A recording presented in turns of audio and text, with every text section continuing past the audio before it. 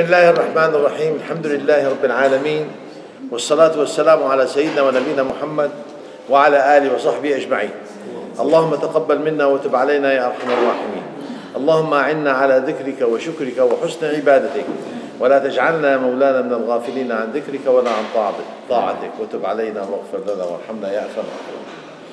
What our job in here is just to give you an idea, a general terminology, the general idea, general comprehension of what's fiqh al-mu'amalat in Islam, which is called the Islamic Jurisprudence, in transaction, wheeling, dealing. What is the transaction?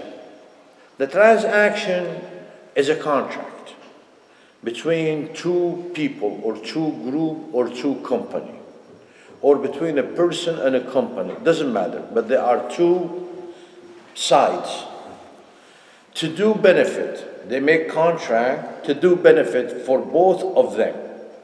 He will get benefit and he will get benefit. Okay? This contract has to be detailed, number one.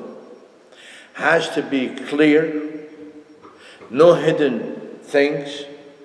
The intention has to be clear that I am going to serve you to do a certain job for that certain amount of money. Okay? It has to be timely wise. There's going to be time. There's no open contract. It has to be done. It could be open contract, but it has to be specified that this is an open contract. Like, for example, people going into partnership. We're not going partners for 5 years. It could be. It would be written in the contract. It would be forever until one of us decided to terminate the contract. It could be, but it needs to be written. Okay? So those are all the details has to be there. The intention has to be correct. No hidden this. And now, also we need to put an item in the contract. I spoke about it a little bit last time. We reiterate on it a little bit more, which is how to terminate this contract before its maturity. If we decided to terminate the contract, I don't want to be partner with you anymore. I don't. So how are we going to terminate the contract? There got to be step 1, 2, 3, how to terminate the contract before its maturity. What's going to happen if one of us died? How is the heirs are going to fit into this particular contract? It has to be specified, all of these things. How about if we modify some of the rules or some of the items that we have in the contract? I wanted you to build me this room. All of a sudden my wife came in and she said, build another room or make another bathroom. Okay, so we need to modify it. How do we modify it? Some of the scholars said you don't modify it. You fulfill the first contract and you make another contract. Okay? So it's all of these has to be mentioned. But most importantly is the contract has to be for the sake of Allah, for the sake of the benefit in this dunya and the akhirah. It has to be clear, no hidden agenda, okay? And then the contract has to be free of the following, the scholar said. The contract has to be free from riba. Number one item, all the scholars have done. Well, how does the contract can have riba? Okay. Since we said the contracts are too many, so let's take one of the contracts, what we call the contract of buying and selling. Okay? So if I give you, if I need $100 in 10s or in 20s, for example, it's just simple example, just to know the idea. I don't want to make the example is the lecture. The example is just the example. So let's say I need $100 in 10s and 20s and 5s. And I have $100 solid, one piece. I'm going to give it to you. It's a contract. I'll give you the $100, one piece. You give me, another one, which is 5 and 10. Somebody is going to say, I'm gonna take 100 from you because I'm going to give it to you in pieces. I'm going to give you back $95. Okay? This is riba. This is what they call it, riba al-fadl. This is one of it. It could be. So this is riba. So just to understand what does riba mean? Riba means is that the money makes more than it's worth in terms of money. Okay? So that means when we're dealing with money, money versus money. The Prophet ﷺ said riba in 6 things. Riba in 6 things. الذهب بالذهب والفضة بالفضة والبر بالبر والشعير بالشعير والتمر بالتمر والملح بالملح يدا بيد. You see, وزنا بوزن كيلا بكيل. So there is no difference in between them. And that's why the hadith of that in the Bukhari, that the Prophet ﷺ sent somebody, he said, go to tribe so and so and bring me the date. You know, they owe the Prophet ﷺ some kind of date. So when the guy came back, he brought date to the Prophet ﷺ. The Prophet ﷺ, this date is not from those people. I know the date of those people. This is not it. He said, Ya Rasulullah, their date was bad. So when I collected the date from them, I stopped by the market. I gave this guy, you know, like 3 pounds or 4 pounds of the date, the bad one. I took 1 pound of the good date, and that's what I brought you. And the Prophet ﷺ said that this aynur riba. This is the exact riba. Why? Because a riba has to be done according to the hadith. كيلا بكيل وزنا بوزن. الربا الفضل has to be في المكيلات والأوزان. It's not في الأعداد. This is another confusion people have. So I cannot give you 2 pounds of bad date, take 1 pound of good date. No. Because here there might be gharar, which we're going to come to it in a minute. Okay? So what's the deal? The Prophet ﷺ said, بِعْ هَذَا وَاشْتَرِي بِهَذَا. You have bad date, go free, you're free. Nobody is going to force you. You know, you have a bad date, I'm not going to give you only ½ kilogram. No, give me 3/4, no, half. And you don't want it because it's bad. So he will force you in a way. This is what they call ghish or gharar or ghuban or whatever, or take advantage of you. Okay? No. So the Prophet ﷺ said, go to the market, sell these 2 dates, the bad ones, sell them. Make money, you have your own money, you could go to anybody and buy whatever you want, you're free. Nobody's taking advantage of you, okay? So this is what they call it riba.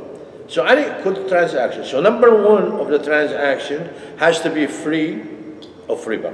The second one, it has to be free of dhulm, transgression, you know, or cheating, or ghish, you know, you cheat somebody, you cannot.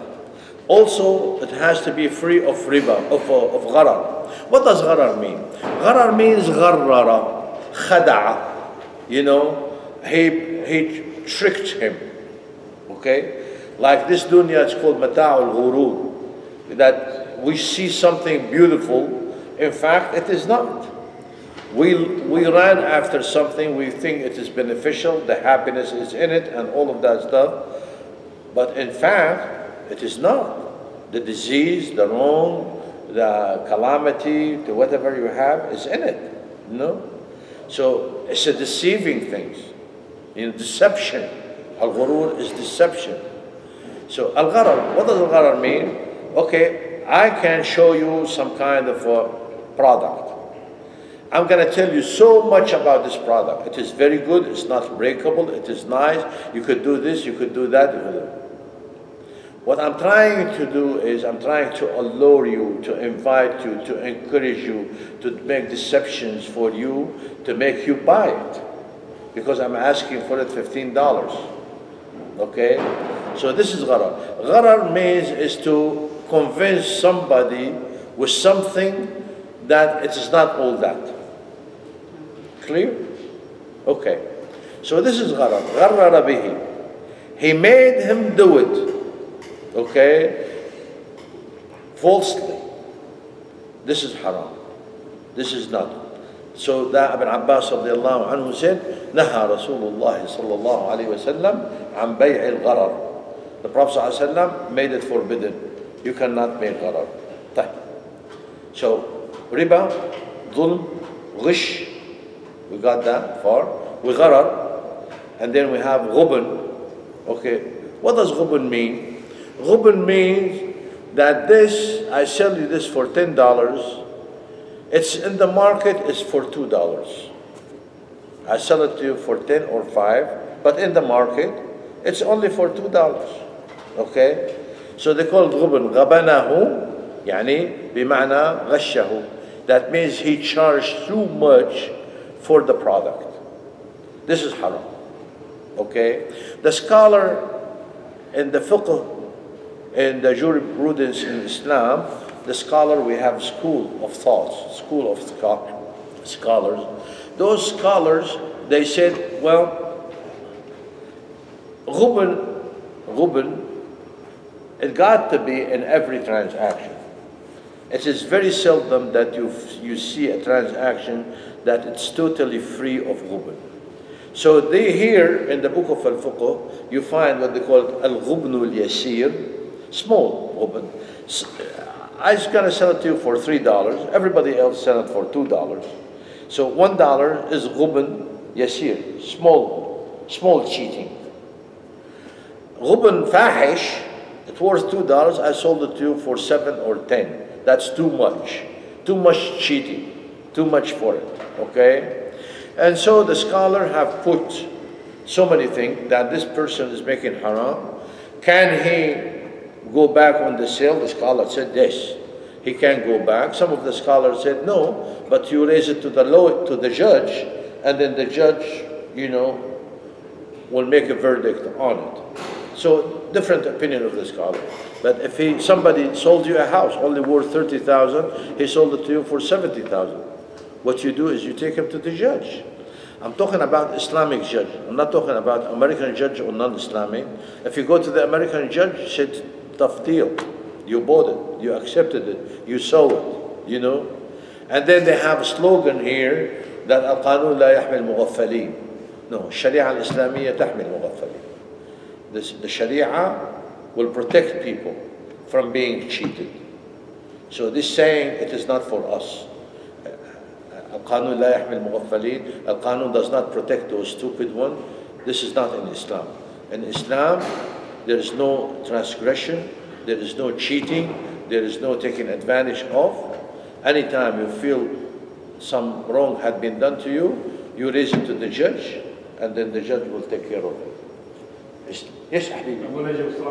As Muslim, can we practice this business here in America? Can I buy something for 20 instead of 50 here? I don't understand. Can we practice business in America like this business? As a Muslim, yes, you should practice your contract as a Muslim. So there's no riba, you agree. Yes. No transgression, you agree. No cheating, you agree. No gharar. Yes. Gharar, some of the scholars, they put 2 words with it.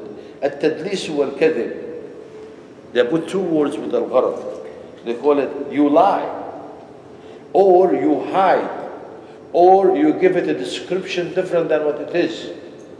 At least is giving a description to something different than what it is.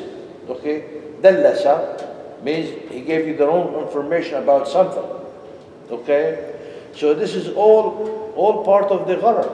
As a Muslim, the Prophet ﷺ, he prevented me. Another thing the scholars said, and many of them, they have said that, according to Jazakallah khair, they said, as a Muslim, you deal as Islam ordered you, because you're dealing with Allah first before you deal with somebody else.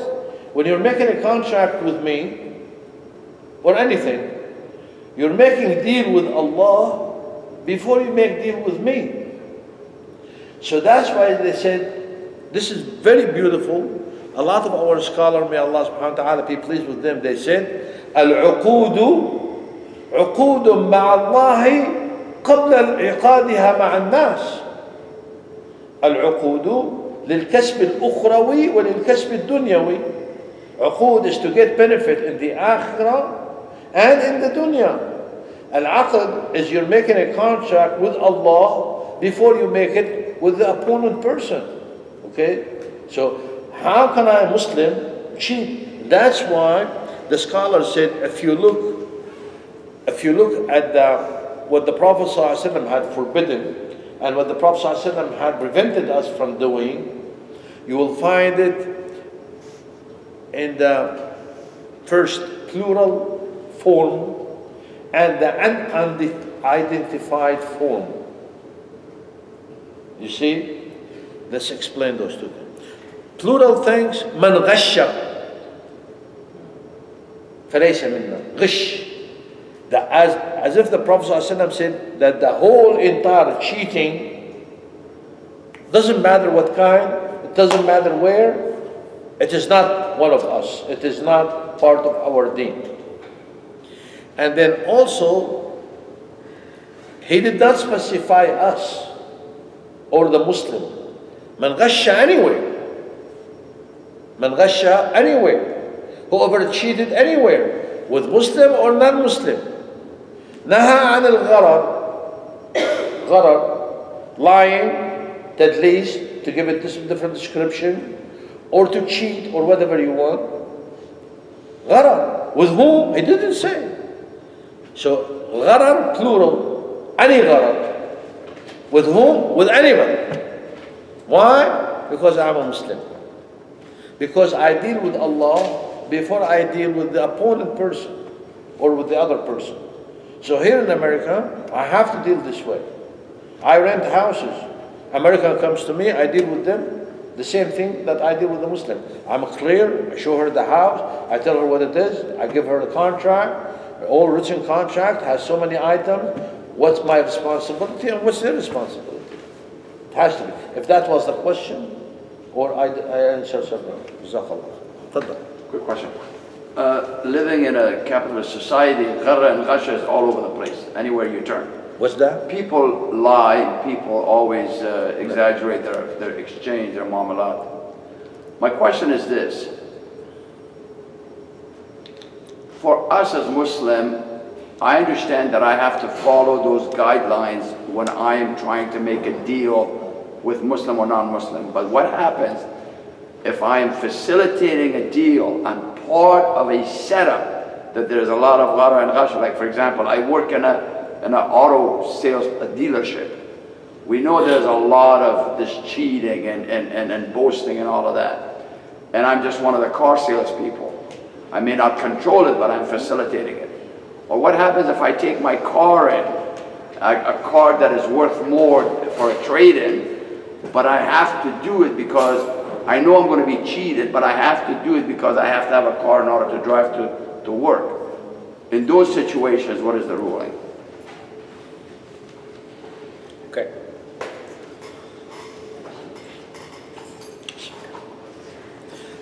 If we would postpone those questions, because they're all coming up.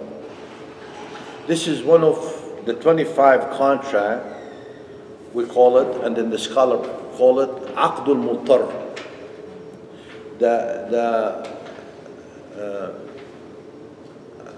The contract that for the person who is under siege, under necessity, or under hurt or something, okay? Because of you brought this, let's finish one item at a time. We have a brother living close by, and his wife was giving a birth. And 5 o'clock in the morning, he started his car to take his wife to the hospital. The car did not work, so he called the taxi cab. The taxi cab came and he said, please hurry me. I need to take my wife to the hospital and this and that. He said, where are you going to go? He said, for example, Tuma Medical Center. He said, $120. يخرب بيتك, why $120? It's only like $30, $40. No, $120. This is called Aqdul Muttar. He has to take that cab, otherwise his wife is going to give a birth on the side of the street, you know. So he took the cab. When he got to the hospital, they got a problem. Okay? So anyway, this is what they call Aqdul Muttar. Aqdul Muttar is haram. It's forbidden for the person to do it. Now, how you deal with it, the scholar have so many options to deal with it. After you get to your destination, you don't have to pay him $120. You know, some of the scholars said you only pay him the average number. If you, a normal situation, but also you have to take care, you have to take in consideration that it's 5 o'clock in the morning. That's it's not normal operation hour. So if you call anybody at 5 o'clock in the morning, what everybody's going to charge? Between 40 and 60, for example. So you give this guy $60. You give him the best because you are a Muslim, okay? But you don't give him 120. Some other scholar, they said, no, they took portion of the hadith of the Prophet ﷺ, البيعان المتعاقدان على شروطهما. المتعاقدان على شروطهما. The people who they make contract, they have to fulfill what they have agreed on. I want you to take me to the hospital. I'm going to charge you $120. Agree. And you rode in the car and he took you. You don't like it, you don't this, you don't that. Some people, some scholars said that. Some other scholars protested. They did not accept that. See, so that's an open door. What you do is up to you. You may take from him a receipt and call the judge. Some other scholars, they said that. You know, you pay him the money, you take from him receipt, documentation, and then you raise him to the authorities and tell him that this guy have cheated me or charged me more than enough. But what you do is, in this case, you have fulfilled the contract, you're not wrong. So part of what you're saying is, if that's what you're talking about, or I'm talking about something else. Right. Yeah, so this is what they call bay'ul muttar. It's coming up. Anyway, so, but I was trying to get done of some of the important things, some of the definitions that people, you know, this akhi. Now, this is about the services contract, not item interchange. How does that affect? Because, okay, let's go into my kind of business. I charge quite minimum than what other insurance companies charge for that services, but still I feel that it's too much. How would you rate that? What did he say? I have that no question. بعض الخدمات اللي بيقدموا لنا اياها بيطلبوا منكم مصاري اكثر. كيف بده يتعامل مع هاي الموضوع؟ بياخذوا مصاري اكثر؟ مثلا بعض الخدمات التي تقدم لنا. طيب. مثلا تطلع مثلا Are you in need for it? Is it an urgent that you need to take it? No, it's a services contract. I provide. I know service contract, but you're saying sometimes they charge us more, right? I charge more, but it's still less than the other insurance companies do charge because they have got their overhead expenses. You are within the guidelines, brother. You are within the guidelines. But again, going back to the fourth item, we were talking about that how much investment is on my side is not equivalent to what I'm charging. That's what it's maybe 20 to 30% or 40% maximum. فهمت علي أنت حسن؟ That question. Basically, he's saying that if I think that I'm doing something, I'm charging more, but it is below the common rate that other people are charging. That's what I said. It's within the guideline. You're still within the guideline. You know, let's say I'm buying this. This is between 600 to 800. We're talking about services. Service doesn't falls in matter. the same formula. Same formula. Same thing. It's service or whatever. It's a contract. But the contract between 6 to 800. Some people charge 6. Some people charge 8. So this is within the guideline. I'm in the same boat. I do also services, so it's between 50 to 500. As long as I'm within that range, we're okay. Yeah, Wasi, bring your chair over here. Well, I asked you this question last week. Let's bring your chair over here. Because you're going back and forth with the translators. So anyway, now you know riba, gharar, ghubn, all those definitions are clear? Yes. Ghish, okay. Now also in the contract, something is forbidden, they call it al-jahala. Something you hide, something you don't show. I'm selling you a house and I cover the walls, you know, with plywood because the walls are broken and they are about to cave in, maybe in 2 years or 3 years. This is jahala. It's haram. Haram. Allah subhanahu wa ta'ala will not bless you for this sale. So those are main items. Lying, jahala, bad intention, ghish, riba, transgression, something unknown, deceiving him, telling him that it's able to do, it is not, and all of this, it's haram. So this is in the contrary. Okay. Brother Abu Najib, is there a limit to how much you can inflate the price? What do I mean is, for example, I go to Dubai, I buy this abaya. You were not here. I know, I'm sorry. You were a little bit late. We're talking about, this is what they call ghubun. What does ghubun mean?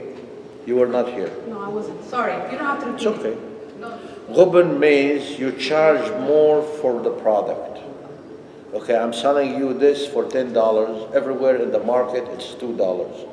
The scholar divided ghubun into two categories. Little ghubun, like this is worth $2, I sold it to you for $3. So I only cheated you with $1. They said it's okay. The scholar said, little ghubun is okay. But it's $2, I sold it to you for $10, it is not. Between $2 and $10, we have so many opinions between the scholar to what is acceptable, okay? Now, also part of this, al-ihtikar, monopoly, or to hold something. The Prophet ﷺ said, لا يحتكر إلا خاطئ. The Prophet ﷺ said in the hadith reported by Muslim, Imam Ahmad, Abu Dawood, Ibn Majah, الجالب مرزوق والمحتكر ملعون. What does al-jalib mean? Al-jalib is the one who imports product. So the Prophet ﷺ said, person always look at the market and see what people need and go import it. They bring it from different town, different country, from different things. He said, the Prophet ﷺ, this person, al-jalib, marzuq, Allah subhanahu wa ta'ala will help him, will give him money, will give him benefit, Also they said, al-jalib is the one who produced, the scholar took that word from the Arabic roots and inflated it to where it covers more, okay? So they said al-jalib also means the one who manufacture or make farming. I know people always in need for corn. So what I do is I make farmland for corn. People always in need for wheat. So I make farmland. I wanna supply the market with what people need. I worry about the people. Wheat is important for bread, for this, for that. So I always make sure, as a farmer, that there's enough. I don't pay attention. Some of the scholars, they took that and they said that he does not pay much attention to how much profit he's going to make. If wheat, the price is regular for wheat. But if I make my farmland for strawberry, maybe I'll bring more money. But people do not need strawberry as much as they need wheat. So me as a person, I'm gonna cultivate and make farming for wheat. So that's why the Prophet ﷺ, al-jalibu marzuq. Al-jalib, the one who inherit the importer, or the manufacturer, or the farmer who farm what people's need. Wal-muhtakiru mal'un. The person who hold the commodity to raise the price for it where people needed it. This is al-muhtakir. Nobody will will hold the commodity that people don't need. Or people do not in need for it. Between need and in need. مضطرين لها. Or they are always in constant consumption of it. Okay? Like sugar, like wheat, like whatever. So those, they hold that commodity until people need it, and there's not enough. So the price goes up and goes up and goes up. Then he put it in the market, sell it to make more profit. The Prophet ﷺ, he is condemned. Another hadith in Sahih Muslim, the Prophet ﷺ said, لا يحتكر إلا خاطئ. What does خاطئ mean? لا يحتكر does not hold the commodity except the person who is mistaken. But mistaken in the Arabic language is different than al-fuqaha. Al-fuqaha said al-khati here al-asi, al-athim. You see, this is it is not known. It got to be learned. Al-khati, the mistaker. In this hadith, the scholar said al-athim, the one who commits sinful act. Okay? Wallahu subhanahu wa ta'ala a'lam. Anyway, so now we talked about the contract, the definition of the contract, what can goes wrong with the contract. So far, anybody has a question about what those items we have covered? What does gharar mean, ya Murad? Gharar? No. Uncertainty. Uncertainty. The uncertainty is jahala. Cheating. Uncertainty is jahala. Cheating. Cheating. Cheating? It is cheating in the general format, but in the definite format. Gharar, to convince the person that the product has some kind of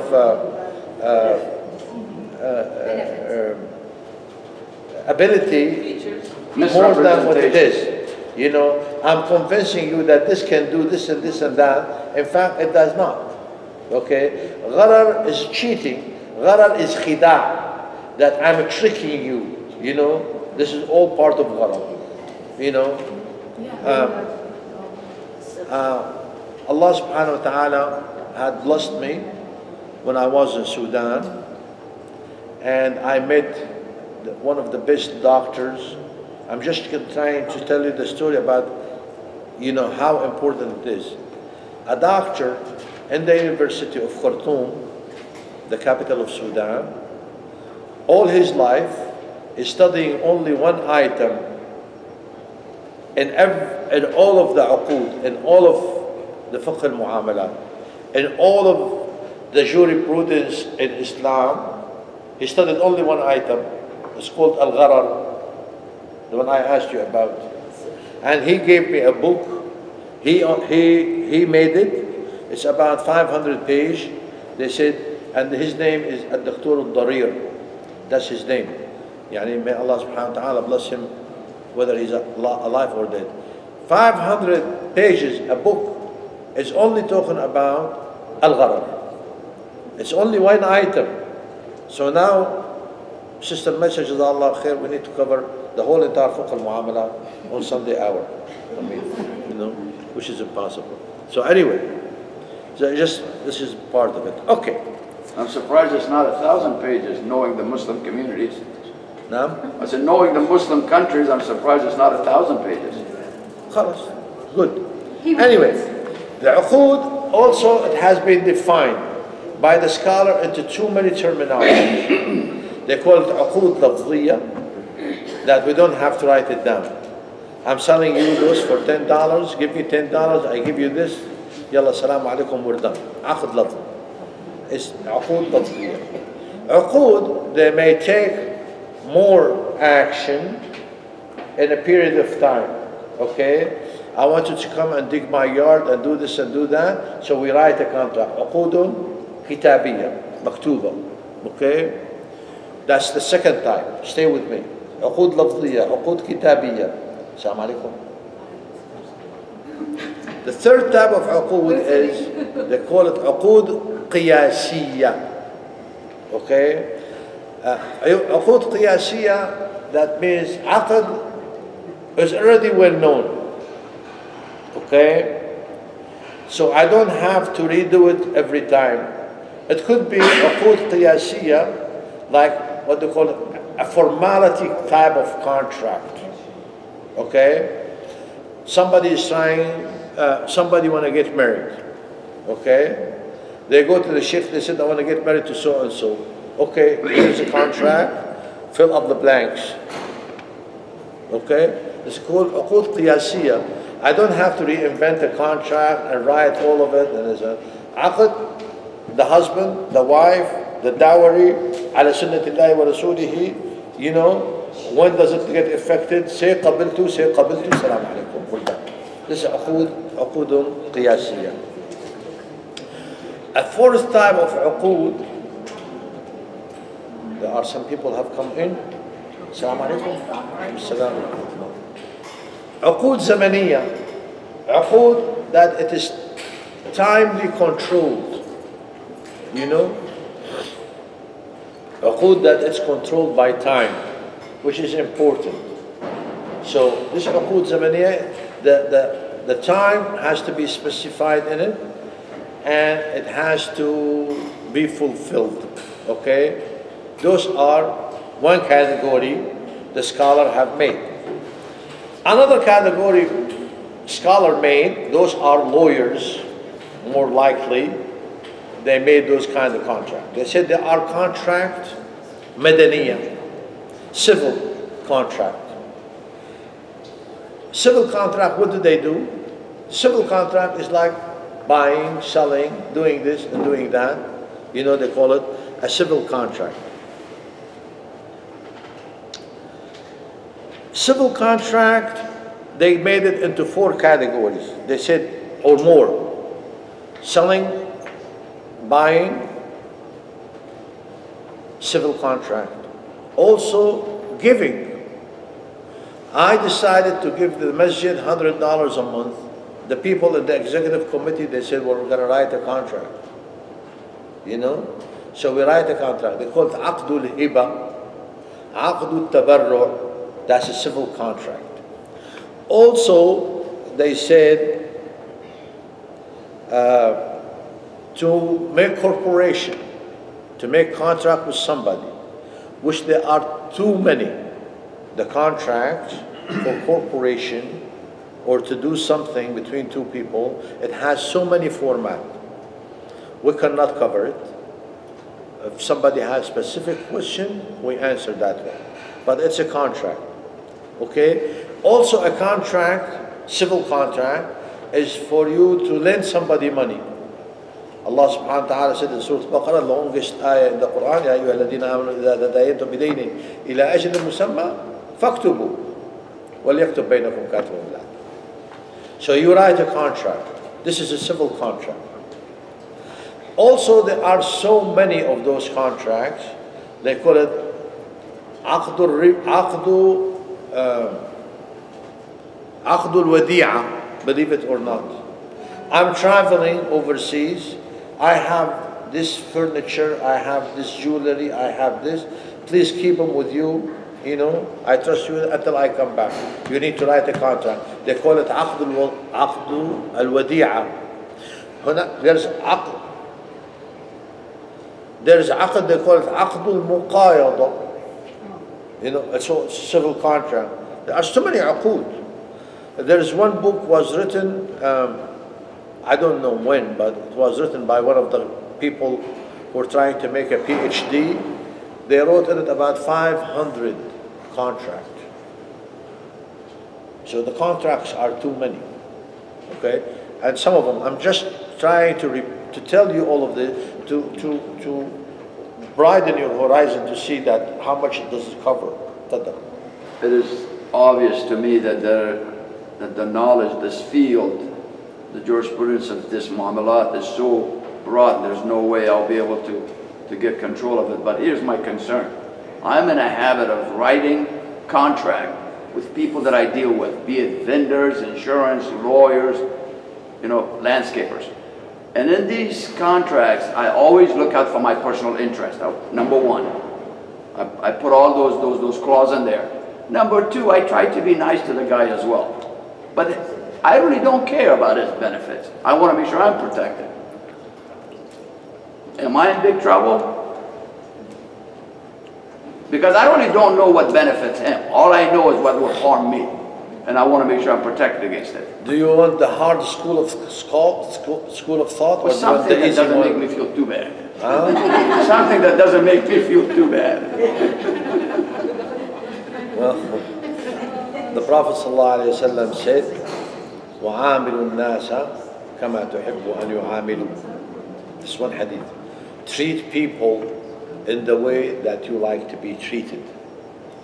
another hadith which is more authentic than this hadith. قال عليه الصلاة والسلام وَأْتِ النَّاسَ بِمَا تُحِبُّ أَنْ يُؤْتَى بِهِ إِلَيْكَ. وَأْتِ النَّاسَ. Come to them. And this is the reason why some scholars, they said it is stronger because it's broader term. وَأْتِ in any way. وَأْتِ إِلَيْهِمْ بِالسَّلَامِ بِالْكَلَامِ بِالْمُعَامَلَةِ anything. Come to the people or treat the people or deal with the people in the way they like to deal with you as a Muslim. We already said with the brother Bushra Nuru, Jazakallah khair, that you are making a contract with Allah before you're making a contract with people. We also said that we're making a contract for you to get the benefit in this dunya and in the akhirah. Okay? And so being selfish, it is not a good Islamic practice. Not being selfish, I'm talking about just pointing things to protect me and not paying attention too much on him. I'm going to add another rule. Partially selfish. What? Partially selfish. So we can get out of it. So partially selfish, it is within the human being. Of course, I want to make a contract, I want to get the benefit from it. But I don't want to make benefit where I'm going to do transgression on the other part. Right, I agree. Where I'm taking out of his right. And then I have to worry about what Allah subhanahu wa ta'ala told me in the Quran. Allah subhanahu wa ta'ala said, وَيْلٌ لِلْمُطَفِّفِينَ الَّذِينَ إِذَا اكْتَالُوا عَلَى النَّاسِ يَسْتَوْفُونَ. When I'm buying, I need 2 kilograms, يَسْتَوْفُونَ, I get 2 kilograms and 15 grams more. Okay? يَسْتَوْفُونَ. They take more than their right. وَإِذَا كَالُوهُمْ أَوْ وَزَنُوهُمْ يُخْسِرُونَ. And if I'm the one who is giving them the 2 kilograms, I give him 1.9 kilograms rather than 2. You see? Both ways. Do not. So in other words, be right. Be right. And also, sometimes as a Muslim, you're dealing with a person who's not very sharp. Okay?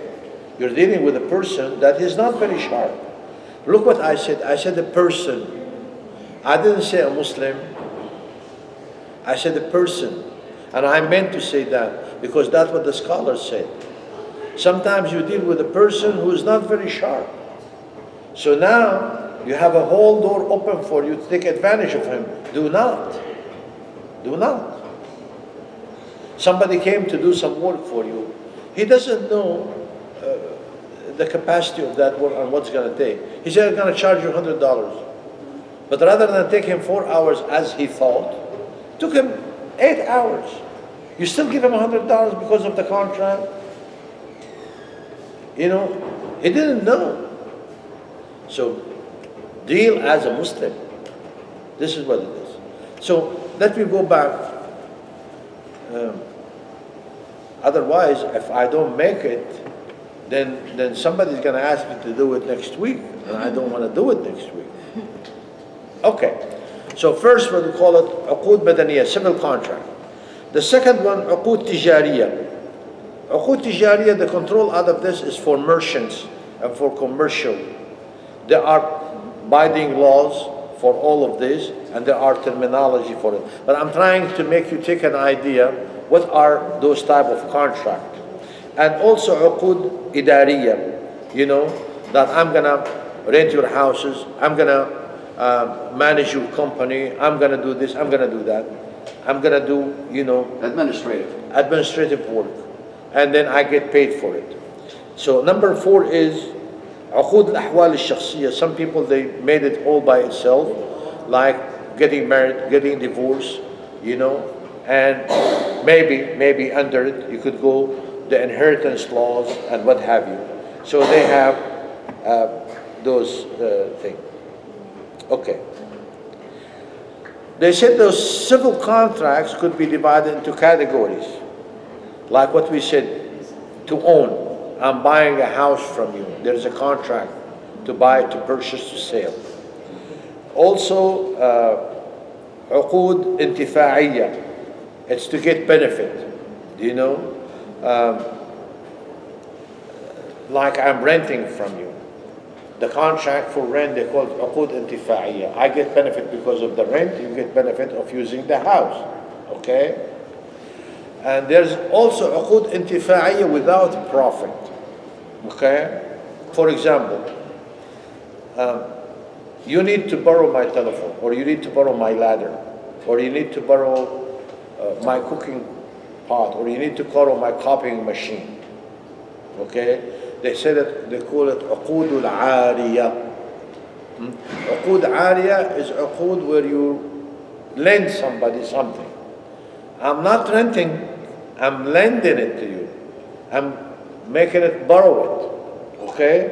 Without any benefit to me. I want the benefit from Allah subhanahu wa ta'ala. But I'm going to write a contract that you take, for example, this, whatever it is, and you use it properly. You don't abuse it. You don't overuse it. I'm going to give you a ladder. I give it to you a ladder one piece. You don't bring it back to me 2 pieces. You break it. You put too much weight on it. Okay? So you write a contract, when you're going to take it, when you're going to bring it back, how much you're going to use it, don't abuse it, don't break it, don't do this, don't do that. This is called عقود عارية. This is part out of the civil contract, they do it. No. Okay. No. We're done with those for this. There are other contracts, which I'm sure if I said, we're going to open a whole open door for it, and it's only 1 o'clock. So, but I have to say it because it's part of the عقود. They call it, ما بعرف وين كتبتها، خلي بالكم علي شوي بس.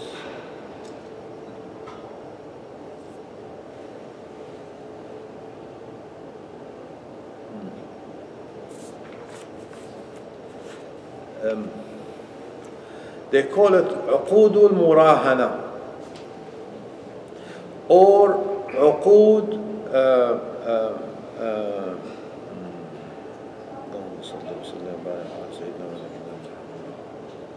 عقود احتياطية. They call it, they have those so many names. They call it عقود الطوارئ. Okay? All of these عقود. Most of these عقود, most of it, the scholars throughout the history of Islam made it haram.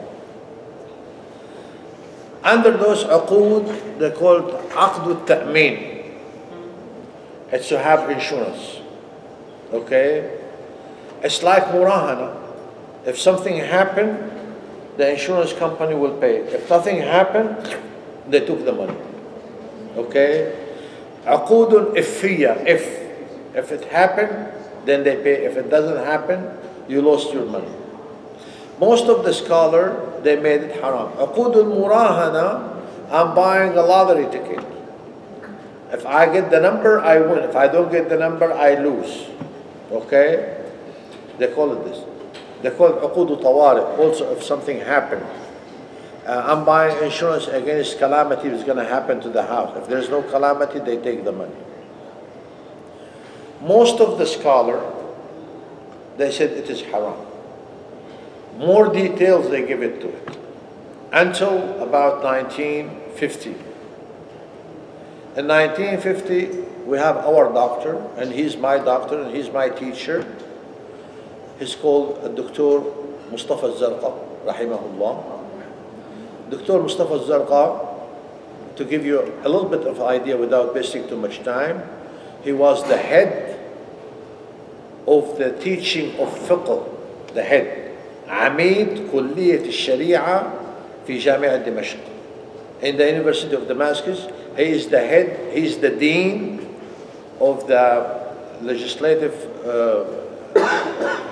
theological section in the University of Damascus, you know. So he's a doctor, and he challenged most of the doctors at his time, and by writing letters that عقد التأمين, it is not haram. Insurance is not haram. Not on it is All kinds or certain kinds? not على الإطلاق, not all of it, okay, but specified. But we're talking about عقد التأمين. Let me go a little bit on it because we're living in it, all of us. He said, the people who they made it haram, he said, because you're paying something toward nothing, or to where you were paying something toward an iffy things. And they call it عقد الجهالة, as unknown. Remember when we talked about the عقود, they said the unknown is haram. So all of the scholars, they talked about عقد التأمين as عقد جهالة. It is unknown contract. You do not know for sure, whether it's going to happen or not. So you're paying money for iffy things. And they call it, this is haram. Right? He said, no, it is not haram. عقد الجهالة, if it's deliberately, you're making it unknown, you're hiding something, that could be haram. Like for example, and he gave examples with it, and we have to say it. Okay, here is a pool of water. I have so many fish in it. I'm going to sell you all the fish in this pool for $500. This is jahala, unknown. How many fish? How many pounds? How many this? I don't know. So this is aqdu jahala. It is haram. Why? Because there could be so many fish that they're worth $700. You cheated yourself by giving it to me for $500. That's not acceptable. It could be that there is only fish for $300 and you gave it to me for $500. You cheated me for $200. That is not halal. How does That's it apply haram. to the insurance? Huh? How does it apply to insurance? I'm coming to it. I'm trying to show you what aqd jahala.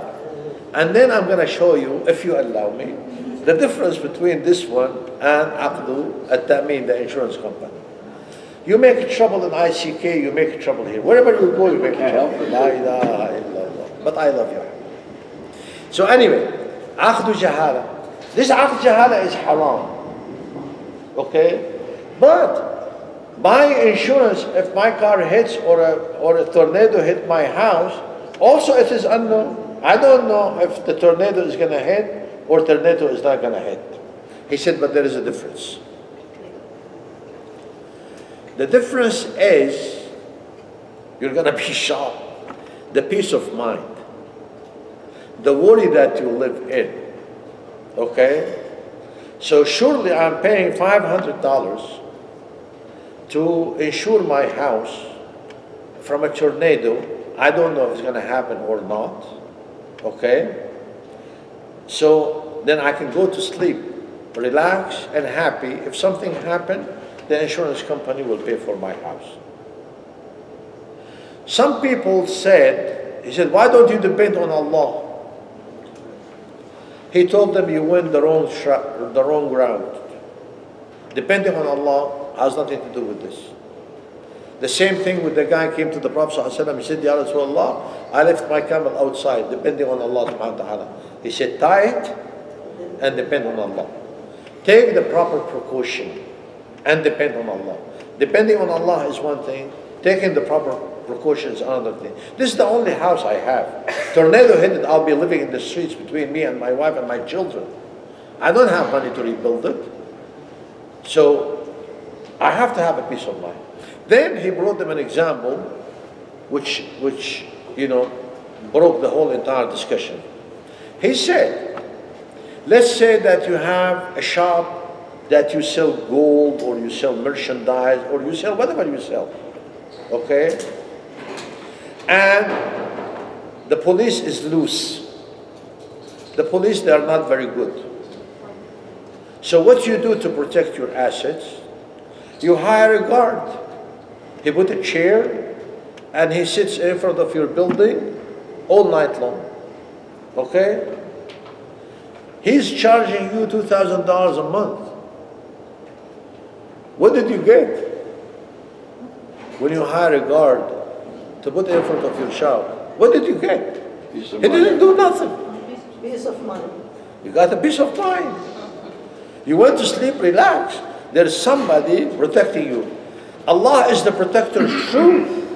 Allah as a protector is one thing, taking precaution is another thing. So he said, this is aqd. It's as if aqd, like what you're saying. Aqd, it has, maybe not, but I'm paying money for it, for me to have a peace of mind. Is this haram? None of the scholars said aqd al-hirasa is haram. You know, for protection. It is not.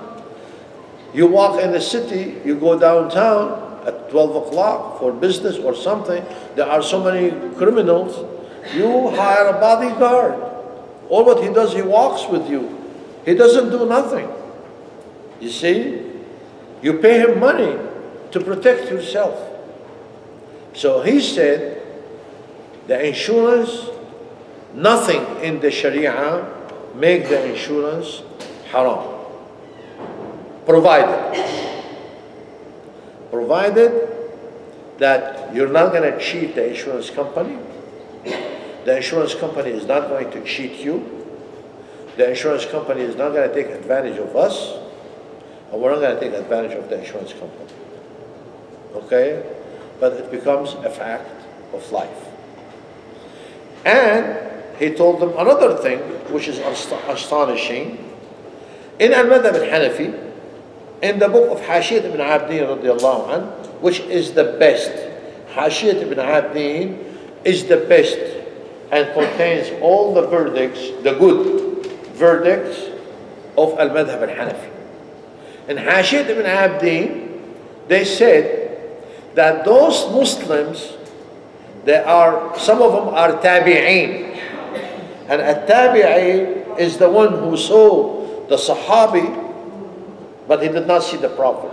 He saw a Sahabi and he learned from him, or he talked to him, or he lived with him, or they had a relationship.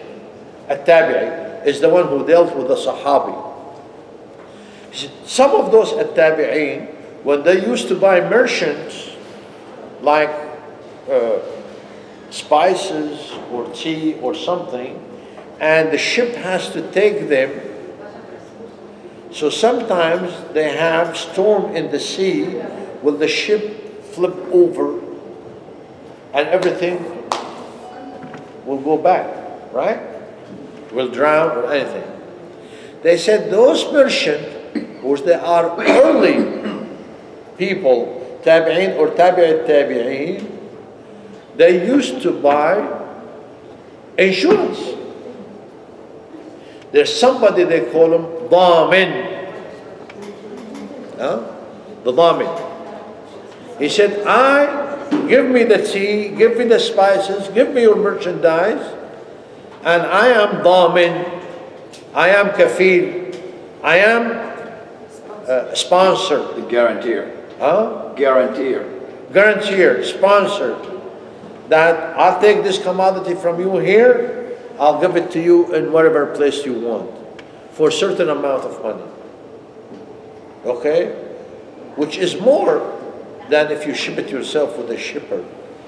Okay? So why you're paying this more? Because he is Dhamin. He is protector, he is guarantor, and he is whatever, sponsor.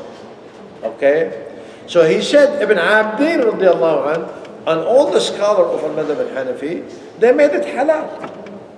And they accepted it. And now they're telling me it's an iffy contract. No, I want to have a peace of mind. Okay? So this is what it is.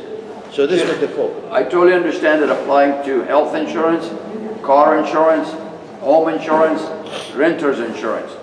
Does it apply to life insurance?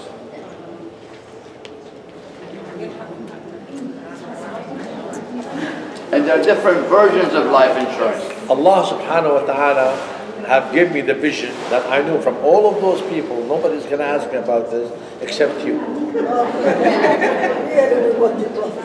You're going to do that? Yes. Are you related? No. سبحان الله. Maybe somewhere. يخلق من الشبه 40. And no, I'm not planning on killing anybody. There can be, I cannot hear. You're making too much noise, over speaking in the back. I cannot hear. We need a microphone today. Huh? We need a lot of people. We need a microphone for you. So what do you want me to do? They're not hearing me? Probably not. Well, we have two options. Either the ladies need to stay quiet or you need a microphone. We need to do one of them. None of them is possible. Okay. So you can come closer here. I don't mind. Just speak I'm not loud. going to look. Come closer here. You know. Supposed to be quiet. Anyway, life insurance, some of the scholars, they took the study of Dr. Mustafa Zarqa and they elaborate on it. They made it bigger. And only they made it if it's necessity. So let's say, for example, you're not in Afghanistan anymore, where your tribe can protect you and your family and what have you, in case, God forbid, something happened to one of the members of the family. We are in an isolated area here. Nobody helps nobody. And I have children and a wife, and I'm the only supporter for them.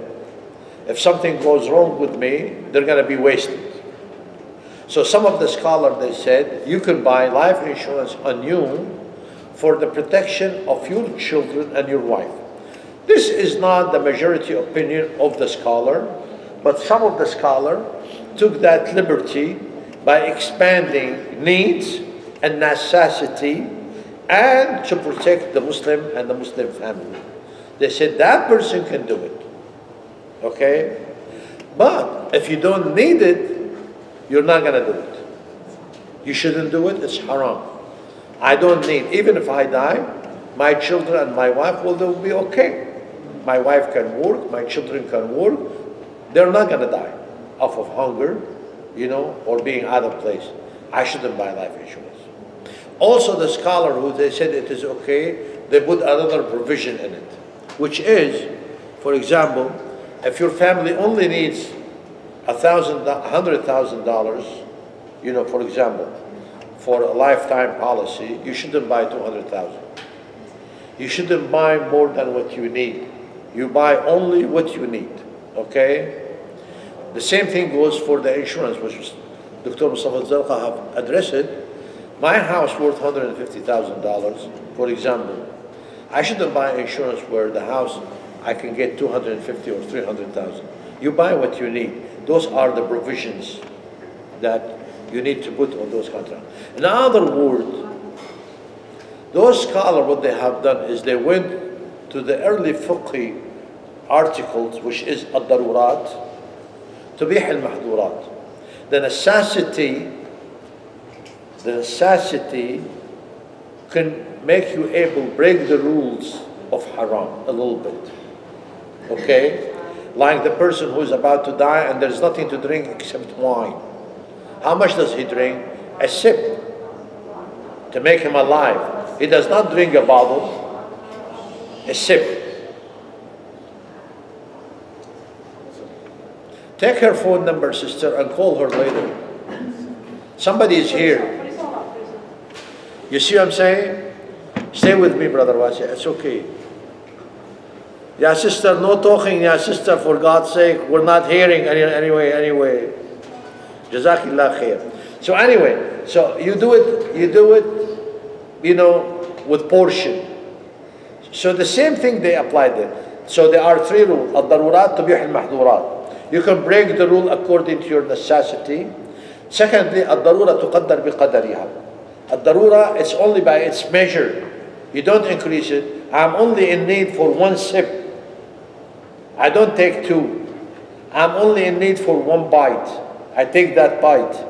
You see, Allah subhanahu wa ta'ala, فَمَنُ اضْطُرَّ غَيْرَ بَاغٍ وَلَا عَادٍ. You know, he's not the transgressor one. He does not take more than what he needs. The third one is الضرورات تبيح المحظورات. الضرورة تقدر بقدرها. The third one is والضرورة تقدر من قبل صاحبها. Some people come to me and said, I am sick, I need to break my siyam, my fasting. Ya akhi, I'm not going to tell you to break your fast. That's a decision you make. But I'm going to tell you the rule. If somebody is sick, he can break his fast. Then you could determine whether you're sick or not. I don't determine it for you. Okay? Somebody says, I need to borrow money. You could borrow money. You know, you could buy ta'min. You could. But how much is you need to determine that part.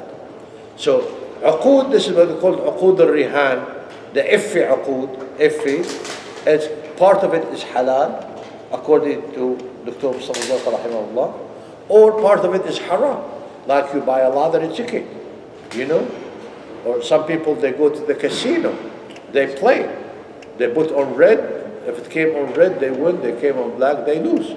You know, it's an iffi. Those uqood are haram, period. طب عقود الطوارئ كويس حرام. شو ها؟ عقود الطوارئ. نعم. ليش حرام؟ طوارئ؟ هيك كنت عقود احتياطية، عقود طوارئ. إنه most of those عقود المراهنة كلهم هدول حرام حرام حرام. ليه؟ الطوارئ, we put it as a طوارئ, but we took it like taking advantage of, like we gave the example. التاكسي؟ ها؟ قصة التاكسي؟ Taxi, yeah. So it says it is haram because you cannot take advantage of the people and take advantage of their disease or take advantage of this. Somebody is dying out of hunger and I have a sandwich. I'm going to sell it to him for $50. And that's haram. You cannot take, this is what they call uqood al-tawari. Some of it. But عقود احتياطية، شو معنى عقود احتياطية؟ قياسية؟ احتياطية، أنت هيك قلت. احتياطية. This is the same thing. I said they are the same thing, all of them. عقود احتياطية, عقود المراهنة, عقود الإف, عقود كذا. احتياطية, احترازية they call it also. You know, like if something happened, I'm buying insurance against it, you know, or I'm buying something against it, not to happen. So, Allah is that the same as like provisional policy, provisional coverage, provisional? Yes. Okay. Anybody has a question? تفضلي sister. You know, car insurance, you pay for car insurance, and then when there is accident, whether it's your fault or not, they raise the policy up again. So that's injustice, right? Does that make it okay? When you have a car insurance and you get involved in an accident, I have a car insurance, I get into an accident, my policy, the premium changes, it goes up. So she's saying that's injustice, right? That's what? Injustice, يعني مش صح مش عادل. You said okay, but sister, I'm not dealing with this. Those are terms of the policy. You agree with it, you buy it. You don't agree with it, don't buy it and take the risk. It's up to you. Look for another policy. And we're not dealing here with halal and haram. This is a contract.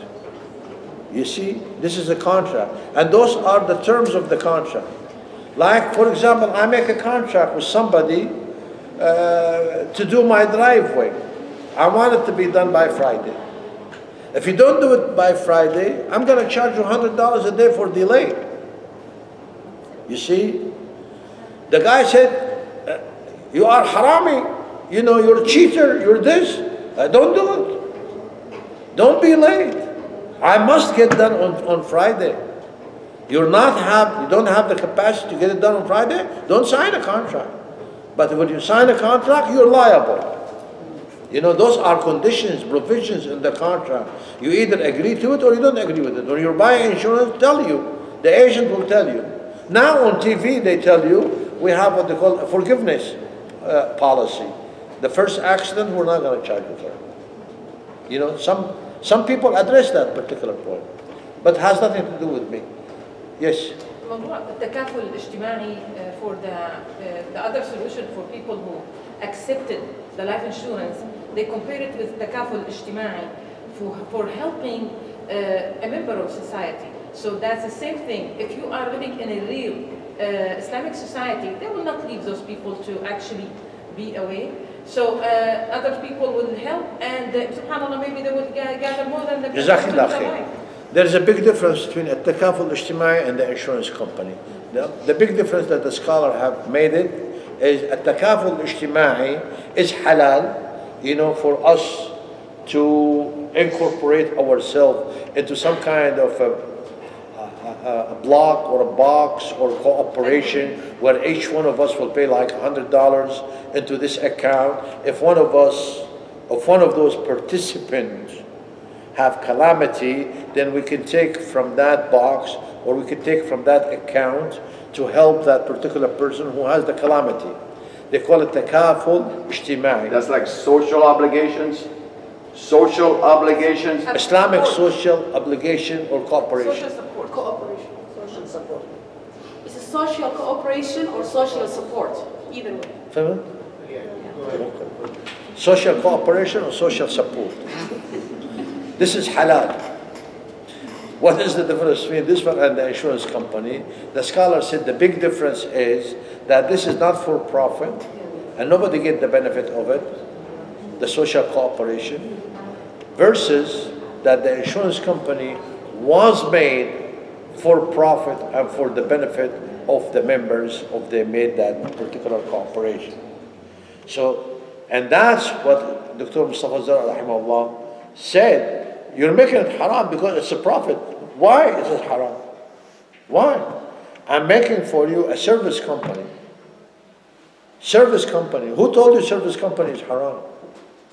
Who told you service company is haram? Service company is not haram. It's providing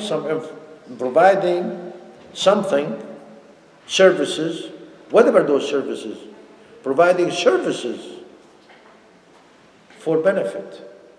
Why it is haram? You know, where all our kings, they have those people, counselor, you know, they sit with them. Only what they do, they bounce ideas against them. And they tell them right, wrong, I think this way, I think that way. What did they do? Service. Do you have any action, any work? No. But they get paid highly. All the counselors don't do nothing. They just talk. They use their brain. They use their knowledge and their capacity. Okay? Service. Yes, service is halal. Service contract is halal. Okay, as far as life insurance, you mentioned Dr. Mustafa Zarqa, his opinion. Is this accepted by other scholars? No. No. Even the original study of Dr. Mustafa Zarqa was not accepted by the other scholars. That's why he went to the first Islamic meeting for all the scholars in Amman. And they all spoke against him. And he wrote that in the book. By the way, the book he made, he wrote that. He said, I went to that Mu'tamar conference and everybody spoke against me. They did not accept my idea. You know, and Sheikh al-Qardawi, may Allah subhanahu wa ta'ala be pleased with him, Sheikh al-Qardawi was one of the guy in the 60s and the 70s who spoke against him. The Sheikh al-Qardawi came back in 2000, and after the 1990 and 2000, he came back and he said, right now, we realize that the Dr. Zarqa was ahead of us 30, 40 years. He acknowledged that. Now some of the scholars are acknowledging his study. But in the beginning, when he done it in Amman in the 60s, in the 70s, in 75, even in the early 80s, no, they did not. But every time, the opposition is getting easier, lesser and lesser, you know, until Dr. Qardawi, you know, even Dr. Qardawi nowadays, he's relating to too much of the study of Dr. Zarqa. Yes, sister. يا شيخ المحترم العزيز أسألك إيش التاكس الفلوس حقه حرام؟ لا no. He gave an example. فكرت إنه التاكسي فلوسه حرام. شو هذا؟ When I told you why it's haram, and I told you for the taxi, she thought that taxi in general is haram. Taxi? Taxi.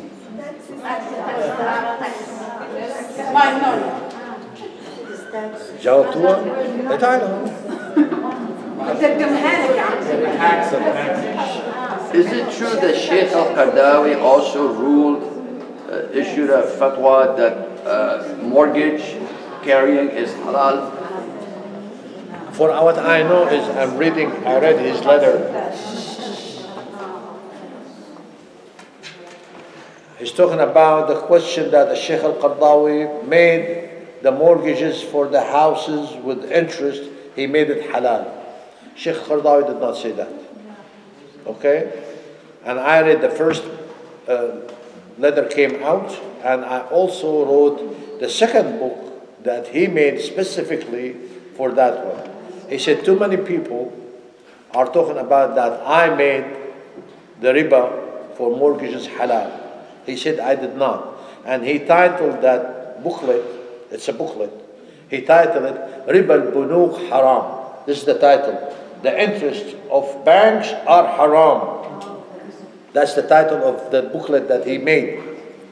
What he said is what I said earlier. الضرورات تبيح المحظورات والضرورة تقدر بقدرها والضرورة تقدر من قبل صاحبها. He said necessity can break the rule.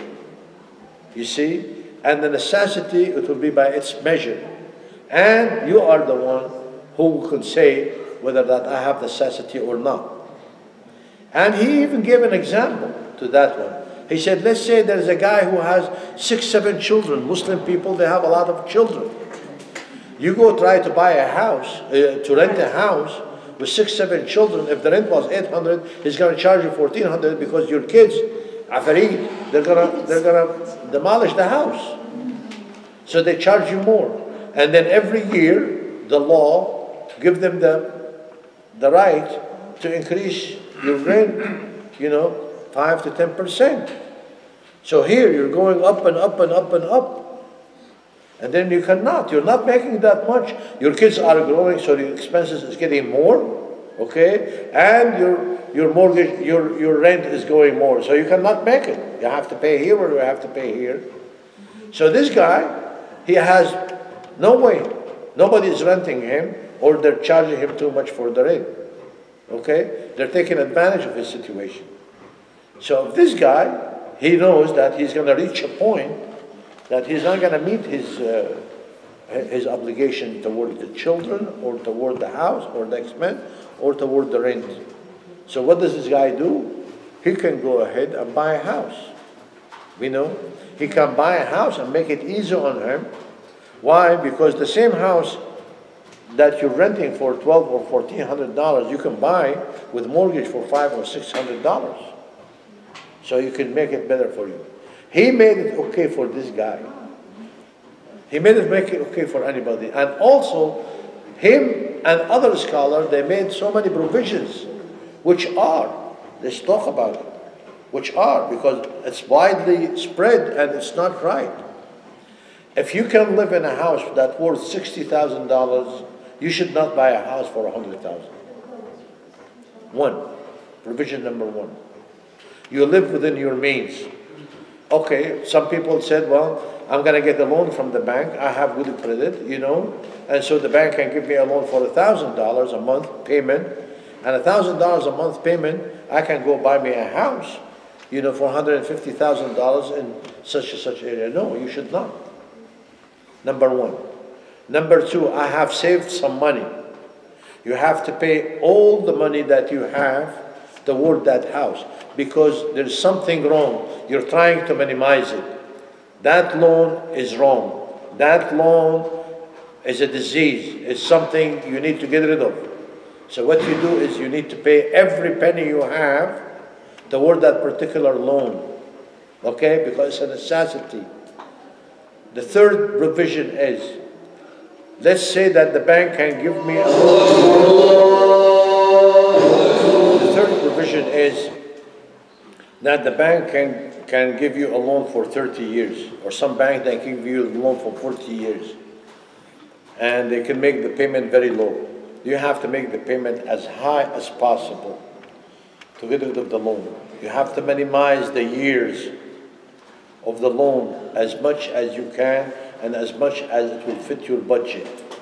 Okay? That third provision. Fourth provision, let's say my father died and I got an inheritance, $10,000. I need to take those $10,000 and go pay it to the bank to lessen the loan or to get rid of it. So I have something wrong, I need to get rid of it. Okay? I have done it because of a necessity, but I need to get it done with as much as I can. So they have all those provisions. So it's not an open door for anybody to get into it. Another question. تفضل. Peace of mind. Let's go back to the peace of mind thing. I mean, don't we have to trust in Allah, and because Qadr is there, if anything calamity comes, it's from Allah subhanahu wa ta'ala. No. So why should we take insurance? That's what my point is. Okay. The Prophet ﷺ told them that there are Arabs, they made coalition against you to invade Al-Medina, Ghazwat Al-Ahzab. Okay? So the Prophet ﷺ collected the people and said, Ashiru Ali, tell me, give me advice. And Salman al-Farsi radiallahu anhu said, we dig a ditch around the Medina. Why did he dig a ditch? Why didn't he depend on Allah? Why didn't he lift his hand and said, Ya Rab, alayka bihim, kayfa shi'ta wa anna shi'ta? Why? Why he dig that trench? Why did he appoint guards day and night to be there on that ditch to protect? Why did he make a treaty with the Jews to cover that side of the Medina? Why? Brother, we make mistakes between depending on Allah, trusting Allah, and between taking the pressure, the proper measure for what we do. We depend on Allah when we take the proper measure. We depend on Allah subhanahu wa ta'ala when we do the precautions. You see? This has nothing to do with qadr. Other scholars, they said, do you know qadr? Do you know? No, you don't. But you dress well. I go to trip, I take my jacket in case it's going to happen. Well, I don't know what's going to happen. I don't know the qadr. I don't know whether it's going to rain. I don't know if it's going to be cold. But my job is to take the proper measure. The confusion, this idea is very confusing. And it's not today. Even it happened at the time of the Sahaba. Two main big ones in the Sahaba. They were head and head. Umar ibn Khattab, Abu Ubaidah ibn al-Jarrah. Umar ibn Khattab, they sent him a letter, they told him that there is waba, disease, calamity, what do you call it, waba, waba? Plague. Disease, waba, ta'un. Anybody knows ta'un? Plague. Plague.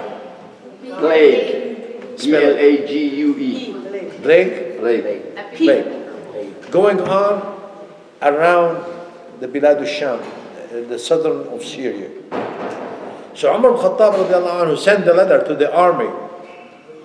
The Amir al-Mu'mineen sent it's an order. Do not go there. Stop. Park wherever you are. Who is the leader? Abu Ubaidah ibn al-Jarrah. Abu Ubaidah ibn al-Jarrah sent a letter back. Exactly what you said. أتفر من قدر الله? Are you running away from the fate of Allah subhanahu wa ta'ala? Umar, on the same letter, he wrote on the back of it, what did he say? He said, نفر من قدر الله إلى قدر الله. We run from the fate of Allah to the fate of Allah. The fate of Allah is for you to have a precaution. You cannot stop the fate of Allah if it's going to happen. The fate of Allah had happened that we have the plague, we have the disease. Okay? But it is your job to take the proper precaution. That is the faith of Allah. I don't throw myself at something wrong and say, if Allah wants me to die, I'll die. I drive my car 100 miles an hour. If Allah wants me to have an accident, I have an accident. This is stupid. This is not depending on Allah. This is not trusting Allah. This is not tawakkul. This is mere stupidity. Not understanding the Sharia. The Sharia is, I don't mean you, by the way. Don't tell me. But I've heard this so much time from so many people is, you know, the faith of Allah that you get hungry. You don't go eat. Because it's the faith of Allah that for you to get hungry, we go eat. You see? We get disease by the faith of Allah. We go to the doctor, we get medicine. You run from the faith of Allah. Look at the Sayyidina Umar, how sharp. We run from the faith of Allah to the faith of Allah. Some people change that letter as they wrote it in the fuqaha, in the book. We run from qadarillah ila himayatillah. We run from the faith of Allah to the protection that the Sharia showed us. Okay? I hope this is enough. I don't think that he understands. You are not actually advertising for ta'meen. You said if this situation, the ta'meen was haram for a long time and for most of the scholars, if you want to decide to take a ta'meen, you can take it for the insurance under the thoughts of that scholar, which is Mustafa Zarqat. You're not advertising and encouraging people to have ta'meen. You're not, as a sheikh. Is that what you said? So it's not. You can understand. He's talking about the peace of mind versus tawakkul ala Allah. But it's up to you. If your peace of mind to connect with God, do that. You don't have to buy ta'meen to have the peace of mind if you really have that in your heart. If, on the other hand, if you decide I think she needs to sit right next to you. I think you need to have a chair right next to you. I think it's time for salah. So what she said, akhi, you understand? Yes. No, again coming back to this one, like if I personally feel if our house gets burned down, my family will not be on the roadside. Should I take insurance or not? No. Akhi, all we're running around once situation. You have to clear it out. No. I'm going to clear it out for you. It's up to you. I'm not telling you it's mandatory for you to buy or mandatory for you not to buy. You are the one who consigns your situation and decide. But as a sheikh, as a knowledgeable person, I'll ask you, if you were in my street... I don't want to call my family. You want to call your family? It's up to you. Don't buy insurance. I don't want to call my family. I don't want. I didn't understand your last one. I did not understand your last one. I said it is up to you. You want to call your family and depend on them for your calamity, God forbid. It's up to you. Do that. I don't want to call my family. I don't want to depend on my family. With the resources you have, you still want to do that? I mean, with the resources you have, I mean, you are quite, alhamdulillah, capable of, your family is capable of living without, with the calamity coming to them, or God forbid. Are you still in a position to take the insurance? That's yes, my question. yes. Okay, thank you. Yes. If I can add a little bit, also the peace of mind is come to, the situation you are in.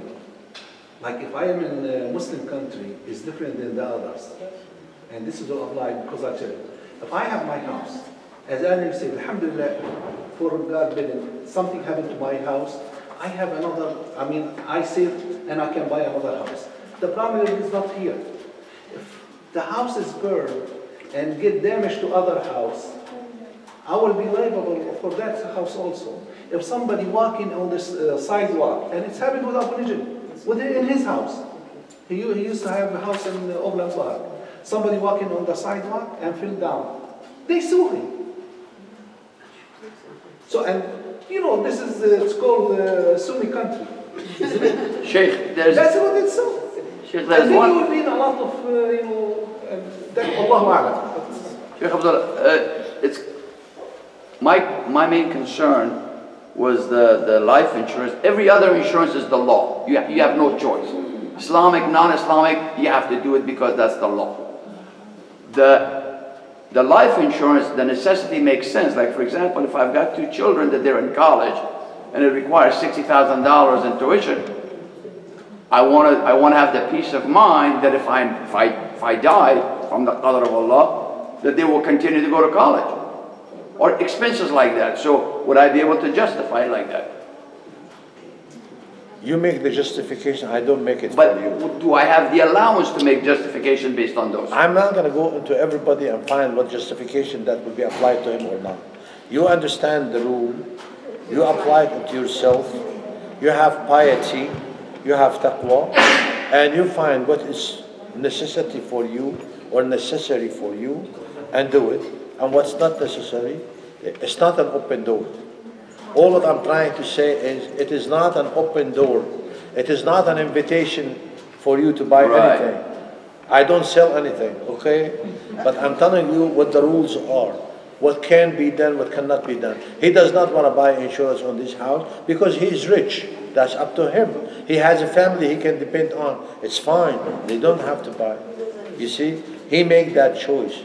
So you understand your situation and you act like it. But نحن يعني, I'm giving you the possibility and what the scholar have said. But I have not said anything from my side. I don't make no verdict. I don't make anything. I'm a liaison or a vehicle to transfer the information from what the different scholars have said. I think, alhamdulillah, by the name of Allah subhanahu wa ta'ala, I covered a lot of the points I got on this page, which I was surprised. بالعربي هاي. بدك تعملي بدنا صورة. طيب. So we got. The only thing I did not cover, as I'm going back and forth on it, there are too many things I did not cover, but they're not in the main subject, it's not the pillar of the subject. But a najash, somebody also talking about, what is najash? Some people said it is na bil fatha, jim bil sukun, najsh. Yeah.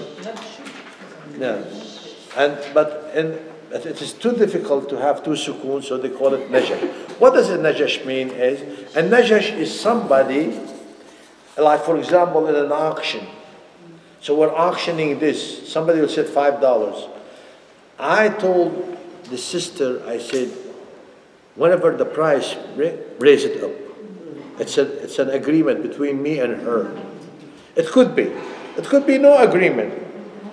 She could be my wife next to her. She said, well, this is expensive, so she raises her hand. So says 30, 40, 50. My wife raised her hand. She said 60, just to raise the price. She's not going to buy it. You see, 60. Then somebody else 70, 75. She said 76. She's trying to raise the price. And najish, a person who raised the price without the interest of owning it or buying it. He's just trying to inflate the price to make for me to make profit. He either is going to be on my side. Usually he's on my side. Usually it could be with agreement to do that, and sometimes it could be without agreement. This is haram. And najish is the person who raised the price without the intention of buying it or owning it. This is the only thing. Jazakumullah khair. Yes. If you rent a place, do you require rental insurance? If you do what? If you rent a place, if you rent an apartment, do you require rental insurance? You could have, there are rental insurance. As a landlord, I buy insurance on the house, on the premises. You as a renter, you buy insurance on the contents. Because if the house burned up, your contents went away with it. So you could buy insurance. And by the way, it's very cheap. Rental insurance about like between $30 to $60. No, even $15. No, I bought it. I buy rental insurance for my renters. Oh, okay. So Last time, nationwide insurance cost me $35. You know, but also it depends on how much you're buying. $35, they buy you $5,000 only policy for insurance. You want more, then you have to pay more. Any quick question? You said about the najash. The auction, you know, if you agree or not agree, yes, we are, I mean, understandable that it's haram. But what about if I want to buy this telephone and the brother Akram, he want to buy this telephone. He say 5. Yeah, stick with the definition. And najish, a person raises the price without... He has no intention of buying it. He does not want to buy it. We have an intention, but this how we get, you know, like to understand the other hadith, you know, لا يجوز لك البيع على بيع أخيك. على بيع أخيك. إيه هذا مو دخل بالنجش. No, but it is raising the price. He raised the price. إيه. I'm raising it also. Right. He want to buy it and I want to buy it. Yes. I'm raising the price. So what? What's the problem? For the hadith الثاني لا يأخذ على شراء أخيه. لا, that's not the meaning of the hadith. Okay, don't do that. That's why I want to. Use the hadith when it's history. تقصد الظهر ولا لا؟ لا نصلي الظهر إن شاء الله. طيب. The hadith is widely misunderstood and a lot of people use it. The hadith says, ولا تبع على بيع أخيك. The meaning of that hadith is that this, I sold it for $2. The price of it is $2. Everywhere you go is $2. He hates me. He comes to the guy who was buying this from me for $2 and said, I'll sell it to you for $1.50. He cheated you. It's not worth $2. That's the haram. ولا تبع على بيع أخيك. I'm going to sell you this for $2. He calls him back. I'm going to sell it to you for $1.50. You see? This is على بيع أخيك. What are you trying to do is you're trying to make your brother lose a sale. I did not cheat. I didn't charge more. I didn't do nothing.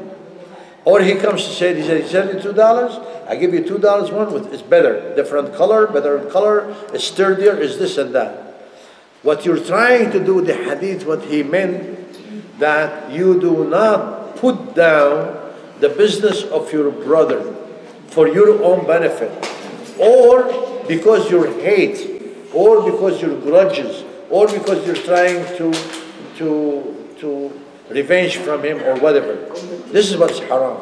My brother sold this for $2, sell it for $2, so what? الفرق باللغة العربية بين البيع والشراء. أنت عم تقول لا تشتري على شراء أخوك أو حمزة، بس هو عم يقول ولا تبيع على بيع أخوك. البائع هو الذي يبيع، فما بيصير حدا يبيع على بيعه. والشراء أنت اللي بس هون في توكيس. يعني somebody is trying to buy from me, you come to him and then don't buy from him, I'll buy from you a better one.